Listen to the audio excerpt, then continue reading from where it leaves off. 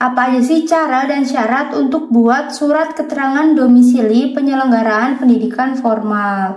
Nah, surat ini adalah video ini dipersembahkan oleh Arena Publik, informasi dari rakyat untuk masyarakat. Halo semuanya, ketemu lagi di Arena Publik. Jadi di video kali ini kita akan bahas tentang apa aja sih cara dan syarat untuk buat surat keterangan domisili penyelenggaraan pendidikan formal.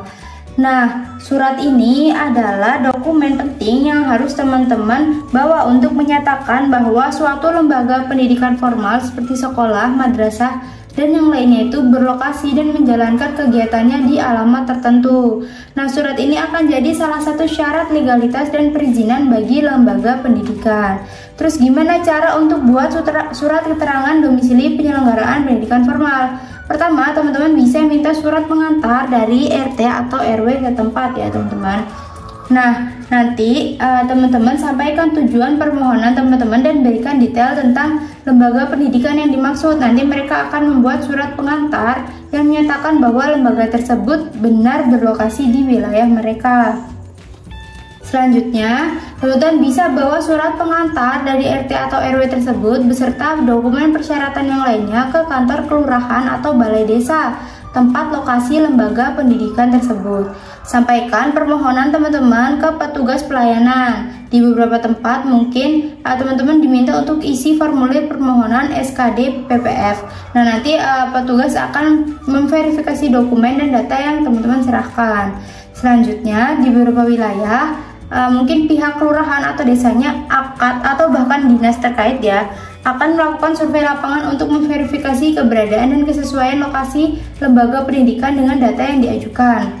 Kalau semua prosesnya sudah diverifikasi dan selesai dan permohonannya disetujui, nanti pihak kelurahan atau desa akan menerbitkan surat keterangan domisili penyelenggaraan pendidikan formal yang ditandatangani oleh lurah atau kepala desa, dan tergantung persyaratan dari instansi yang minta atau kebijakan daerah ya teman-teman. Surat dari kelurahan atau desa ini mungkin perlu dilegalisasi atau diketahui oleh camat bahwa suratnya yang sudah ditandatangani oleh lurah atau kades ke kantor kecamatan untuk mendapatkan tanda tangan dan stempel dari camat. Terus syarat-syarat apa aja yang dibutuhkan untuk buat surat ini? Teman-teman bisa menyiapkan beberapa dokumen persyaratan. Apa aja? Yang pertama, surat pengantar dari ketua RT dan ketua RW yang seperti ini teman-teman. Lalu fotokopi KTP pendiri atau pimpinan lembaganya.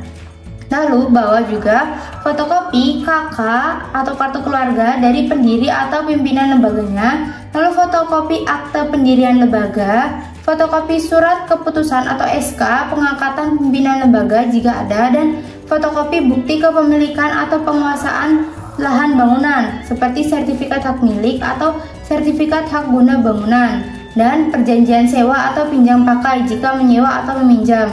Dan juga bawa juga gambar denah lokasi lembaga pendidikannya dan surat pernyataan tidak keberatan dari warga sekitar. Lalu dokumen perizinan yang lain jika sudah ada, misalnya izin prinsip dari Dinas Pendidikan atau Kementerian Agama dan formulir permohonan SKD PPF tadi. Biasanya disediakan di kantor kelurahan atau desa ya teman-teman. Nah, ini penting untuk diperhatikan. Teman-teman harus menjelaskan secara spesifik tujuan penggunaan dari surat tadi. Misalnya untuk pengajuan izin operasional, akreditasi, dan lain-lain, karena terkadang detail yang diperlukan tuh dapat bervariasi. Dan surat ini umumnya punya masa berlaku tertentu, misalnya 1 tahun dan perlu diperpanjang.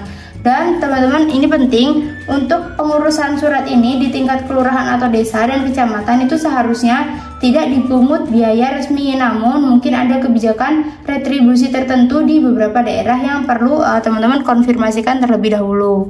Gitu teman-teman, semoga video kali ini bermanfaat.